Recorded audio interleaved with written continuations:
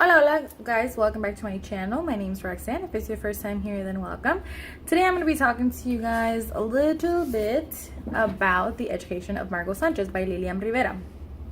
This is a YA contemporary book about a girl named Margot Sanchez. She lives in the Bronx. She is Puerto Rican and she goes to this prep school, and because of the sort of pressures of being with very well-off friends who come from very well-off families, she feels pressured into fitting into a very specific image, and in sort of because of that pressure and because she thinks it'll be okay for some reason, she gets caught stealing from her father's credit card. She steals her father's credit card number and goes ham. She goes shopping and spends like $700 or something like that.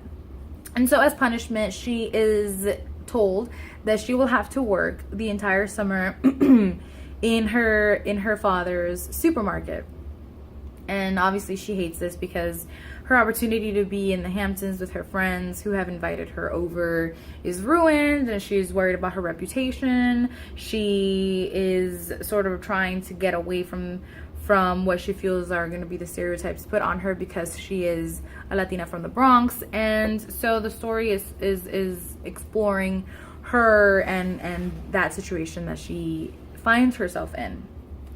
Now this book talks about a lot of very important topics that I really enjoyed. It talks about the expectations that parents put on kids. It talks about Eurocentric beauty standards. This is the hair that she normally has, but she talks about how she always straightens it because she doesn't feel like she will be as pretty or as accepted with her big curls.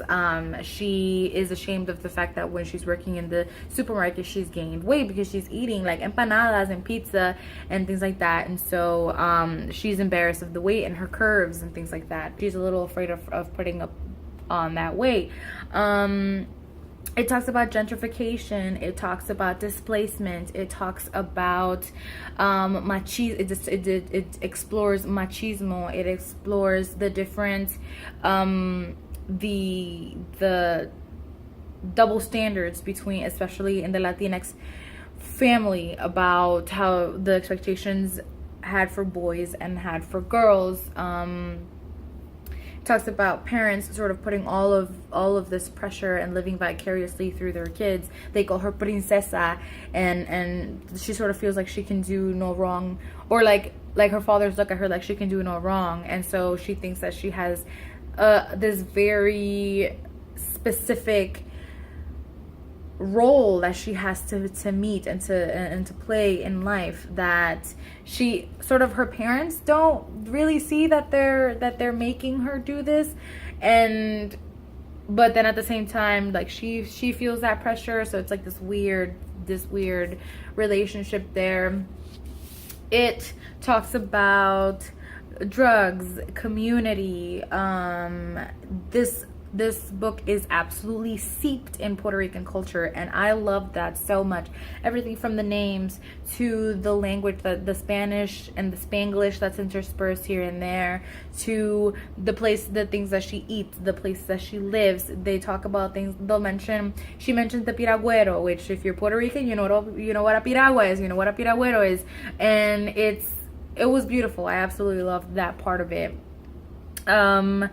As far as the writing goes, this is incredibly fast-paced, and there's nothing overly fantastic about the writing at all. It's very straightforward, to the point, very fast-paced. I am finding that I no longer really like that, and that's sort of my issue with a lot of YA, that I feel like it's written very fast-paced. I can get through it in a day or two, and that is fine for the reader that enjoys that. But I am finding that I'm starting to like very slow paced, just very descriptive writing, slow building story. So I wanted to read a book that talked about Latinx, specifically Puerto Rican issues, and had Puerto Rican characters, and I loved it for that. But the writing, I'm finding that I no longer get along with as much as I did before. And that's kind of more my thing than anything else. I mean, it is the way it is. Although I didn't really think that her writing was anything amazing either.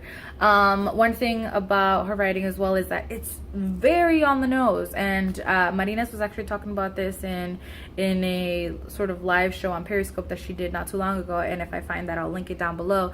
And about she's finding that the enjoyment of books that are like that, very on the nose, very sort of like, this is exactly what I want you to know about these things that I care about, writing, she enjoys the book a little bit less. And I am finding that I am that way too. I want you to let me discover what you're trying to tell me, in the same way that sort of the main character is learning it as well. So Margot becomes friends with these kids who are very involved in their community. They're social activists. Because they live in the Bronx, they care about things like gentrification and displacement and things like that. But it definitely feels like Lilian Rivera is like really letting you know that that's what she wants you to she's that's one of the things she wants you to get out of this book. And it's very on the nose, and it's very like, here, this is exactly what I want you to know. And while like sort of like the social activist in me is like, yes, you're talking about this, I love it, yes, go girl, oh my god. But at the same time, the sort of like reader part of me is like, I want you to let me really uncover that and discover that along with the character, and I want to take my time and really develop that, and as opposed to you sort of spoon feeding it to me. So I didn't like that aspect of it. I think overall, if you are interested in learning a lot about what the Boricua American life in the Bronx is like, this is a book that you might want to pick up. If you like fast-paced YA contemporary, this is a book that you might enjoy, especially if you're wanting to read more diversely. I would definitely recommend getting this book.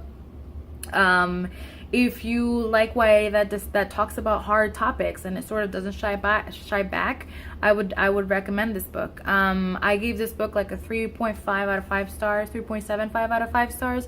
And like I said, my main issues with it were that it was too fast-paced and too sort of like simplistic writing for me.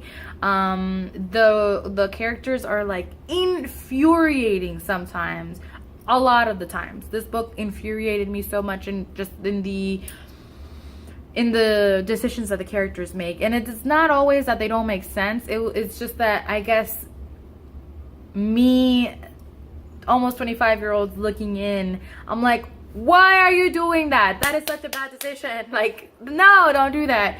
And I can like place myself in her mindset and sort of understand the pressures that she feels from her parents to be like a socialite and to marry someone rich and to be a doctor or a lawyer and do all these amazing things in life. And so she feels like there are certain ways to go about doing that, which, though they may not be wrong, you can sort of understand why she does this, and she kind of really wants to fit in, especially with her prep school friends. But at the same time, like, not only her, a lot of the other characters do so many things that you're just like, I want to punch you. So yeah, that sort of got in the way a little bit of my enjoyment. Again, I didn't really like the fact that it was very on the nose, but overall I did enjoy what Lilian Rivera was trying to get me to understand. Another thing that I really did like was that a trope that I have a lot of issues with in YA is this, I met this wonderful boy and he's gonna be the reason for my entire character development because he's gonna show me the ways of the world. And while there is a sort of love interest that plays in, and that is one of the ways in which she learns a lot, especially things about the things that are going on in her community, it isn't like that sole reason why she changes. It isn't the catalyst through which she changes and she develops. It's a lot of things. It's her parents, it's her work experience, it's her sort of finding her own identity, it's her friend. So it's a lot of different things that sort of play into her character development, which I really did enjoy, and I'm glad that Lilian Rivera wrote it that way. This wasn't a horrible book and it wasn't amazing, but I I loved seeing so many parts of myself written in a book. That's something that I feel too seldom. So yeah, I mean, I gave it like a 3.5, 3.75 out of 5 overall, and those were some of the issues and some of the things that I liked about it. So I don't know how cohesive this review or book chat or book discussion was, but regardless, I hope you enjoyed it and sort of got something out of it. Let me know if you've read The Education of Margot Sanchez and what you think about it. Let me know if you like an author to tell you outright what they want you to get out of a book, or if you're more like the reader that I'm becoming and that you like to discover it maybe alongside the character. Because let me know if you know of any other great books with Puerto Rican characters that you think I would enjoy. Thank you so much for watching and for listening. I love you guys and I appreciate you guys so much. Mwah.